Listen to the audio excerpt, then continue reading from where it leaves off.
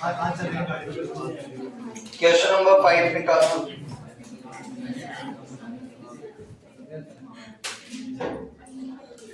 बातें मत करना है ना। क्वेश्चन नंबर 5 हमारे पास लिखा हुआ है, Shri Pandey is a practicing chartered accountant. He is also taking evening classes in a college. He keeps his books on a cash basis and his summarized cash account for the year ended 31st March 2023 is as under. Cash account दे रखा है हमारे पास और नीचे हमारे पास 5 points दे रखे हैं और जहां पर हमारा कैश अकाउंट एंड हो रहा है वहां पर हमारे पास लिख रहा है, from the following information compute is taxable income under the head salaries, house property and business and profession for the assessment year 2023-24 under new tax regime. तो अपने को सबसे पहले सैलरी से इनकम निकाल लेते हैं अपन, फिर हाउस प्रॉपर्टी से निकाल लेंगे और फिर प्रोफेशन से निकाल लेंगे। सैलरी से निकाले तो अपन कैश अकाउंट के डेबिट में देखें तो हमारे पास फोर्थ नंबर पे लिख रहा है, to net salary received, net salary after deduction of his provident fund contribution of ₹720 और बता रहा है 6480 है। तो लिख लेंगे अपन यहां पर नेट सैलरी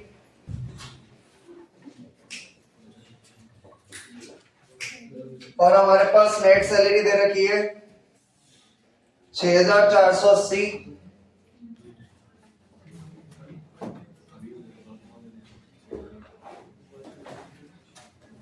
और बता रहा था इसमें से डिडक्शन हो रहा है, माइनस हो रहा है प्रोविडेंट फंड में कंट्रीब्यूशन। तो इसको अपन ऐड बैक कर देंगे क्योंकि नीचे हमारे पास कंट्रीब्यूशन के रिगार्डिंग फोर्थ नंबर का पॉइंट है। तो इसको अपन ऐड कर देंगे जो भी डिडक्शन है, कंट्रीब्यूशन टू प्रोविडेंट फंड ये दे रखा है हमारे पास कितना 720, टोटल कितना हो जाएगा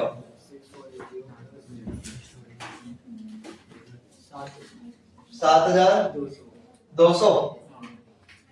एक हमारे पास फोर्थ पॉइंट बता रखा है, his employer contributes ₹900 to the recognised provident fund account and ₹600 has been credited as interest at the rate 10%।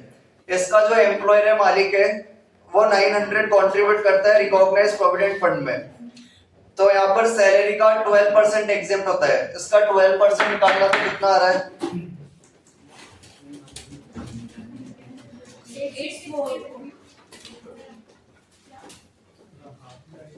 तो उसने यहाँ पर बताया कि कंट्रीब्यूशन तो एम्प्लॉयर कर रहा है 900, लेकिन अपन ने देखा बेसिक सैलरी यानी इसका 12%, 7200 का 12% तो एग्जेम्प्ट होता है। यहाँ तक कोई टैक्स नहीं लगता, यानी 864 एग्जेम्प्ट होते हैं, यानी टैक्स कितने पे लगेगा 36 पे। तो अपन यहाँ पर ऐड कर लेंगे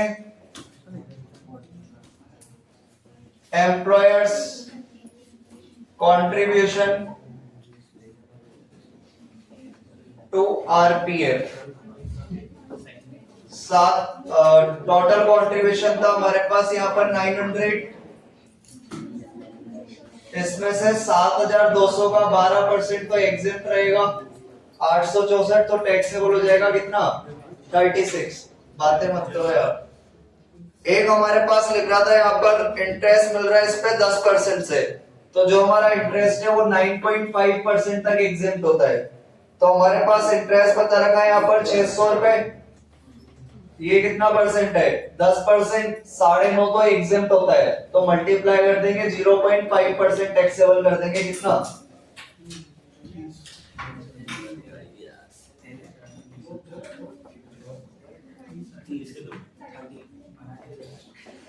कितना 30। तो हमारे पास इंटरेस्ट दे रखा था इसमें 600, 10% से 9.5 तो एग्जेम्प्ट होता है, तो 0.5% से टैक्सेबल कर देंगे। टोटल कितना हो रहा है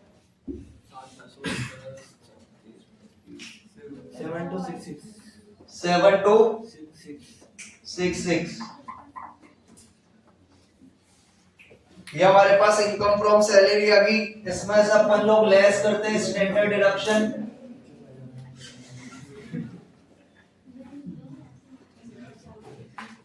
सैलरी में जो स्टैंडर्ड डिडक्शन मिलती है वो कितनी मिलती है पता है क्या 50,000, लेकिन न्यू टैक्स रिजाइम के अंदर अपन को डिडक्शन देते नहीं है। तो यहाँ से पर लगा देंगे अपन डैश तो हमारे पास टोटल आ जाएगा कितना 7,266।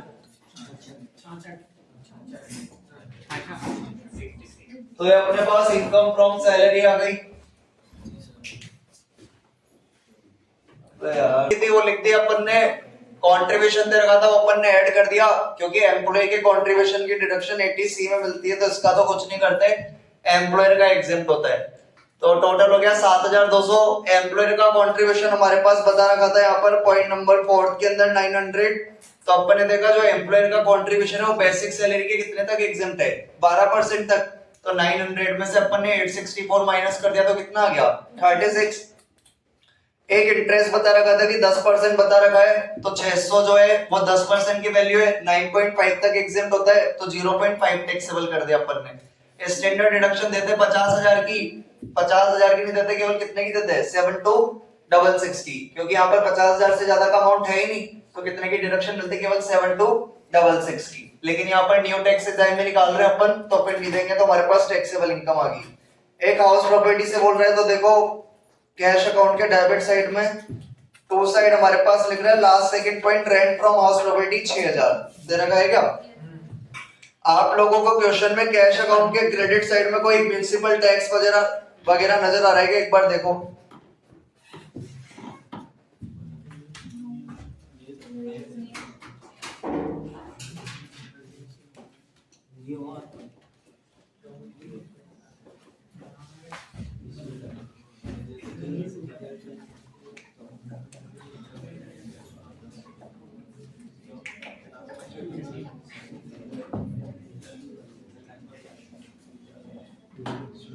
दे रखा है क्या, नहीं दे रखा। और मैंने बताया था अगर हमारे पास डायरेक्ट रेंट दे रखा हाउस प्रॉपर्टी का, तो अपन पहले तो जीएवी मानते हैं, जब हमें क्वेश्चन में क्या दे रखा हो म्युनिसिपल टैक्स, वरना डायरेक्ट क्या मान लेंगे एनएवी। तो अपन यहाँ पर लिख देंगे NAV being rent received,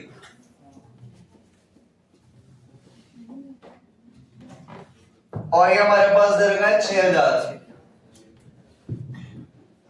less कर देंगे इसमें से standard deduction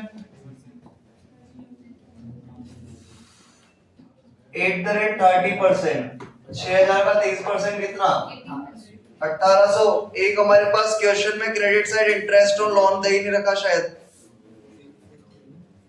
interest on loan नहीं है ना, नहीं है, तो फिर माइनस करके हमारे पास हाउस प्रॉपर्टी से इनकम आ जाएगी कितनी 4,200।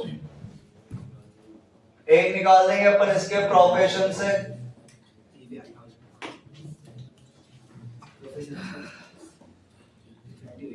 कैश अकाउंट दे रखा है तो कौन सा मेथड लगाएंगे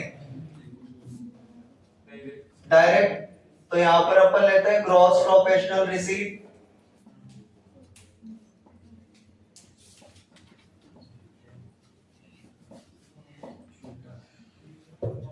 दे रखा है हमारे पास डेबिट साइड में एक तो टू बैलेंस रेडी, तो ओपनिंग बैलेंस है कैश का, एक ऑडिट फी दे रखी है, और ऑडिट फी किसकी इनकम होती है सीए की, और ये खुद एक सीए, तो यहाँ पर ये इसकी इनकम है ऑडिट फी,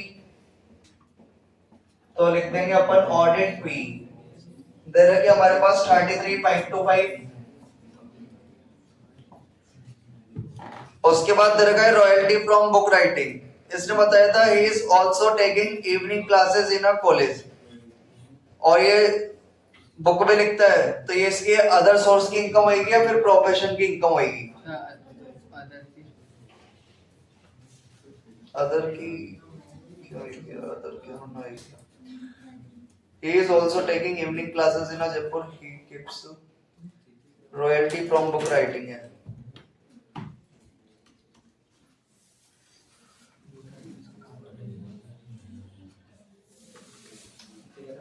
प्रोफेशन की इनकम मानेंगे, रॉयल्टी फ्रॉम बुक राइटिंग है, तो कॉलेज का प्रोफेसर भी नहीं है,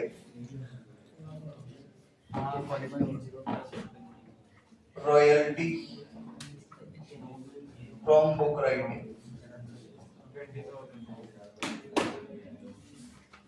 20,000 दे रहे। आगे देखो हमारे पास और क्या दे रखा है, सैलरी का काम हो गया, एग्जामिनर्स फीस दे रखा है। अब ये कोई स्कूल का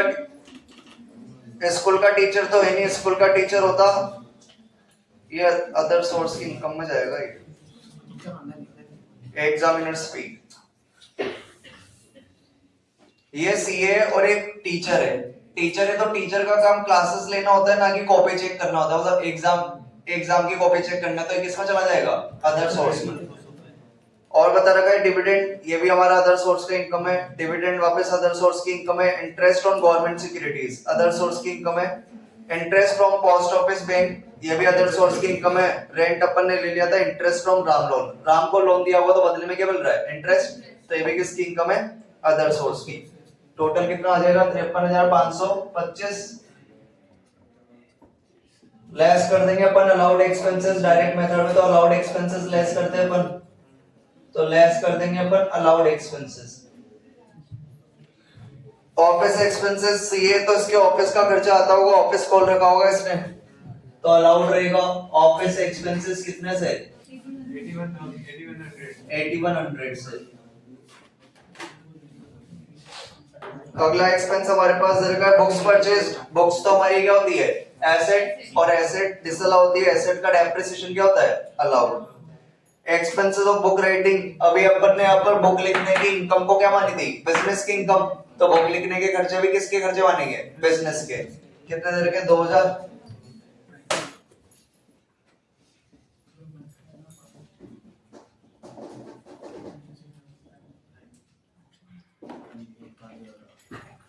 आगे हमारे पास डोमेस्टिक एक्सपेंसेस दे रखे हैं, तो बिजनेस के नहीं होते, तो पर्सनल है। मेंबरशिप फीस बता रखी है। सीए होगा तो हर साल इसको क्या देनी पड़ती होगी? Membership fees. तो यहाँ पर ये इसकी सीए की है, मतलब प्रोफेशन की है, तो माइनस कर देंगे।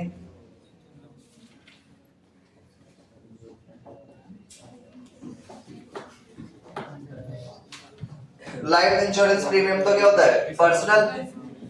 मोटर कार एक्सपेंसेस बता रखे हैं, इसके लिए देखो पॉइंट नंबर हमारे पास लिख रहा है second. 1/3 of motor car expenses is in respect of his personal use. अगर 1/3 पर्सनल है तो 2/3 क्या हो जाएंगे? प्रोफेशनल। तो अपन 2/3 ले लेंगे यहाँ पर मोटर कार एक्सपेंसेस 2400 का।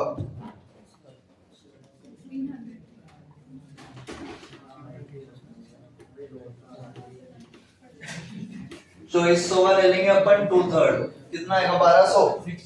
1600। डोनेशन तो मैंने बता रखा है दान देना, पापेट डिसअलाउड रहेगा। रिपेयर ऑफ हाउस प्रॉपर्टी, तो हाउस प्रॉपर्टी का खर्चा है, ना कि प्रोफेशन का। लोन गिवन टू राम, ये कोई बिजनेस का खर्चा नहीं है, लोन देना। Deposited in post office, post office में पैसा जमा कराना भी कोई बिजनेस का खर्चा नहीं है। इनकम टैक्स भी पर्सनल होता है, ना कि बिजनेस पे लगता है income tax. Deposited in PPF, public provident fund के अंदर पैसा डिपॉजिट कराना भी कोई बिजनेस का खर्चा नहीं है, नॉर्मली जमा कराया। बाकी नीचे अपन इंफॉर्मेशन पढ़ लेते हैं। फर्स्ट पॉइंट बोल रहा है office expenses include ₹1600 being the cost of furniture purchase for office use. It was purchased in January 2023। October 2022 के बाद खरीदा है, पहले खरीदा है? अक्टूबर 2022 के बाद खरीदा या पहले? बाद में। तो डेप्रिसिएशन किस रेट से लगेगा? हाफ रेट से लगा देंगे अपन इसको। लेकिन ये बोल रहे हैं ऑफिस एक्सपेंसेस के अंदर इंक्लूड है 1600 रुपए फर्नीचर की कॉस्ट, और फर्नीचर अपनी क्या होती है? एसेट। तो ऑफिस एक्सपेंसेस के अंदर से इसको हटा देते हैं अपन। टोटल ऑफिस एक्सपेंसेस थे 8100, उसमें से कितने हटा देंगे? 1600। कितना हो जाएगा ये?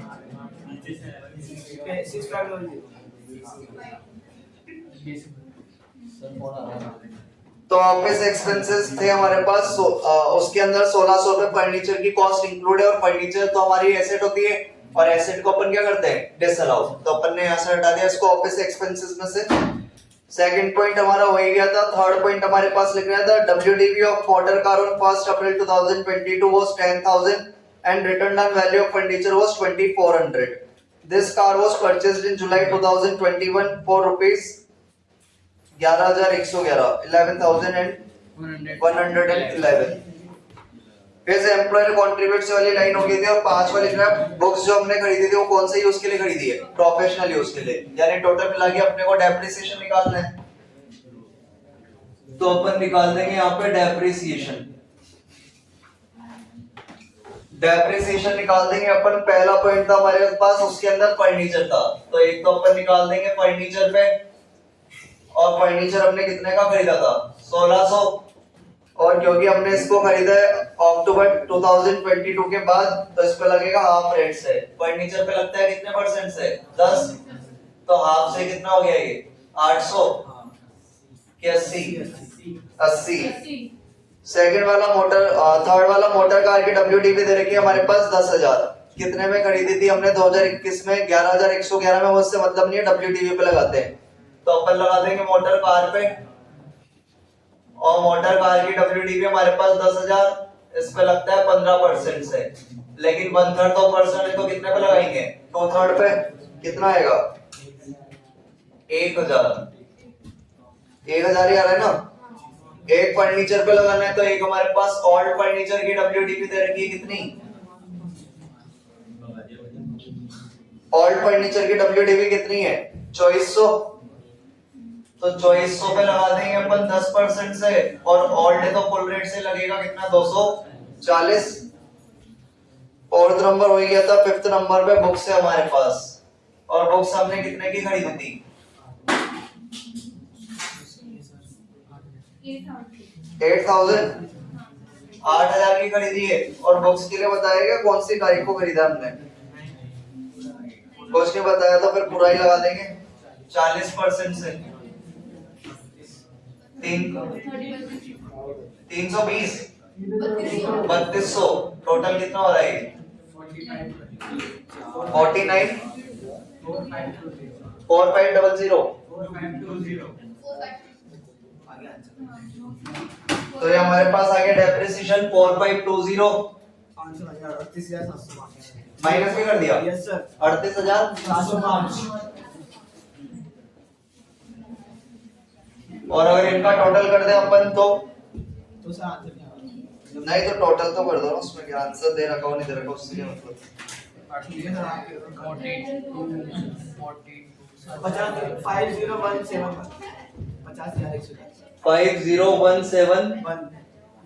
ये हमारे पास आ जाएगी ग्रॉस टोटल इनकम।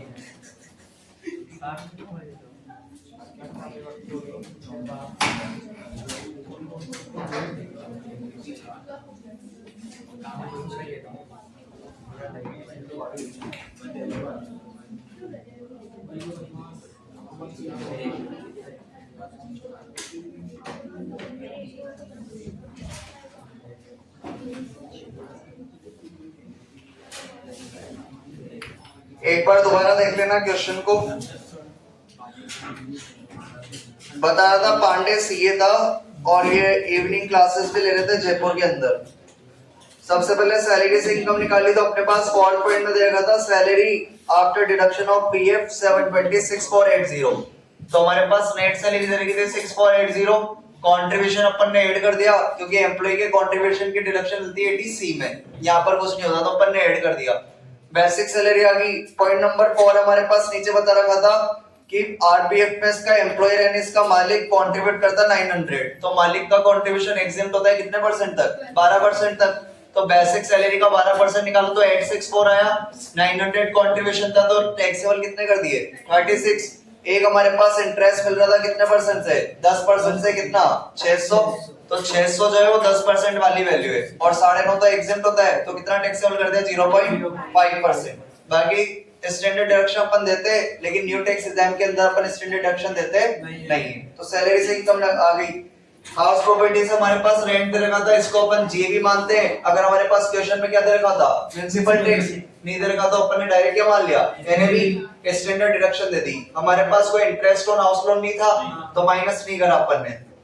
प्रोफेशन से बात करें तो हमारे पास एक तो ऑडिट फी दे रखी थी, तो ये तो सीए की इनकम ही होती है, सीए की इनकम ही होती है ऑडिट फी। एक हमारे पास दे रखा था रॉयल्टी फ्रॉम बुक राइटिंग, तो क्योंकि ये एक ऑफिसर एक प्रोफेसर है कॉलेज के अंदर क्लासेस वगैरह लेता है तो बुक्स वगैरह लिखता होगा तो ये भी इसके प्रोफेशन में आ जाएगा। लेकिन जो एग्जामिनर फीस है, एग्जाम लेना एक प्रोफेसर का काम होता नहीं है, ये तो उसकी साइड इनकम हो जाएगी। तो इसको किस में डाल देंगे अपन अदर सोर्स में।